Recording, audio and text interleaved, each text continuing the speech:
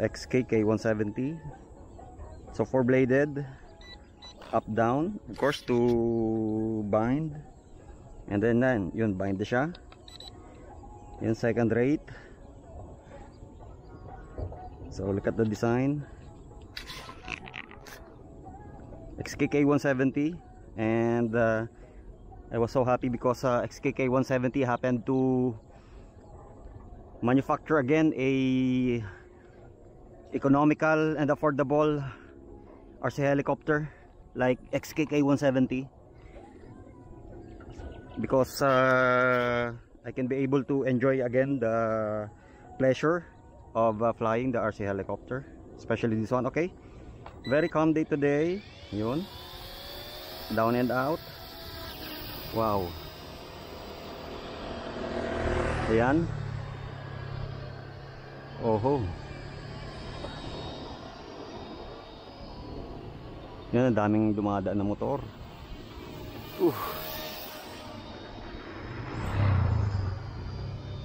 And very powerful talaga. Mararamdaman mo yung yung power niya.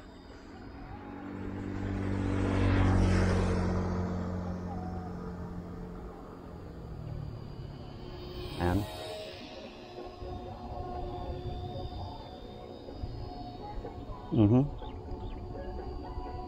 Very stable because of yung 6-axis gyroscope niya.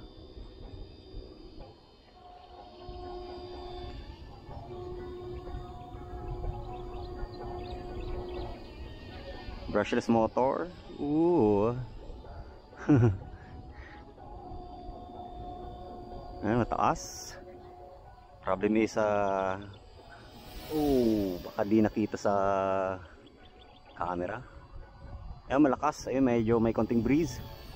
Yung kayang-kaya niya talaga. It can slice through the wind. Yun, may konting breeze na. Grabe, lakas. Powerful. You can really feel the power of the brushless motor on board. Kahit yung niya, yung noise is very pleasing. Talagang you can feel the power kahit yung noise lang.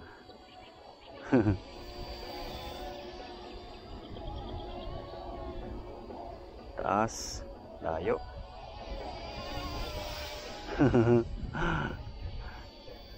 Grabe, lakas ng motor niya. Grabe, oh. Huwag ka lang babagsak dyan sa tubigan. Lakas, oh. Ang bilis, oh. Grabe. Ang bilis niya. Grabe, it's super fast. Actually, I'm just flying in a second rate, because you can be able to fly this in the 3 modes, like beginner, 1 beep, and then 2 beeps, mid, then 3 beeps for advanced or high rate, super high rate. Grabe, oh. Second rate pa lang, pero grabe na yung niya.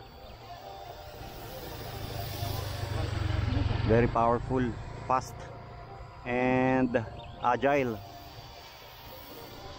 Grabe, ganda.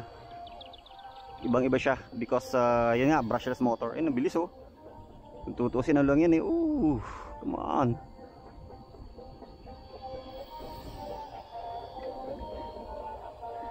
Grabe.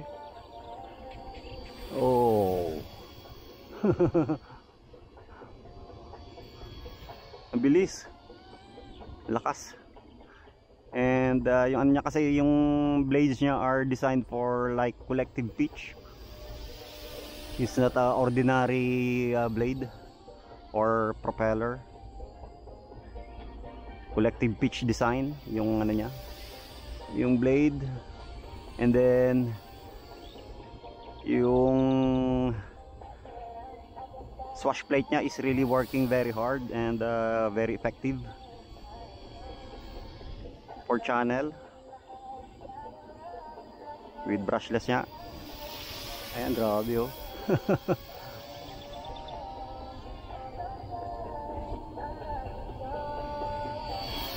Huwag ka dyan sa tubigan. Grabe, oh, bilis. Uh, Grabe. Minsan na parang nakakatakot laruin eh. Kasi napakabilis niya talaga eh. It's really fast. So pag beginner ka and you are flying in a high rate like second rate, third rate or the highest rate, dangerous. Grabe oh. Grabe, ang bilis. Lakas. Lakas talaga. May lakas siya.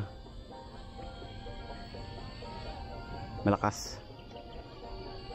Hindi ordinary blade yung I'm sorry, hindi ordinary yung ano niya, yung motor niya. Wow, ang bilis oh. Lakas. Ganda sana sa ano 'to eh, windy condition, but ayun.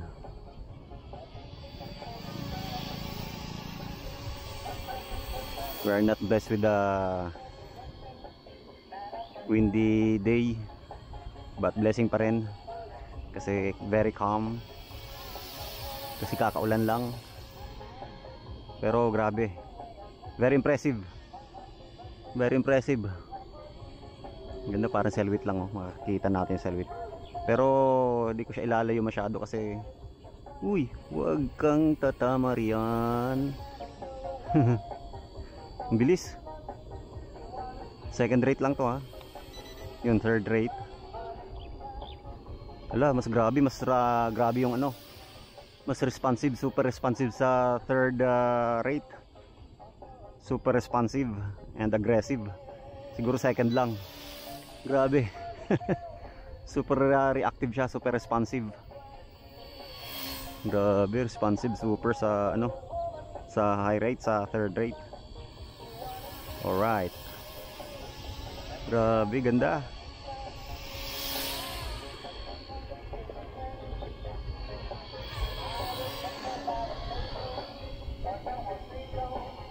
Napaka-responsive, grabe.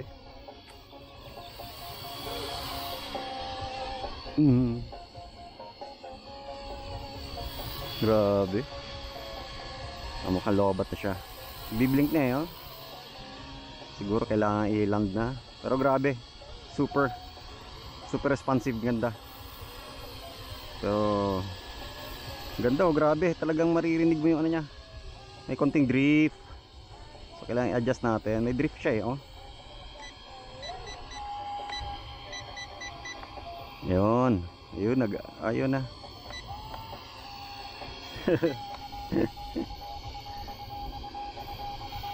Trim. May drift talaga siyang ano eh oh. Okay na. Ayun oh. It fly itself. Flying by itself oh, grabe.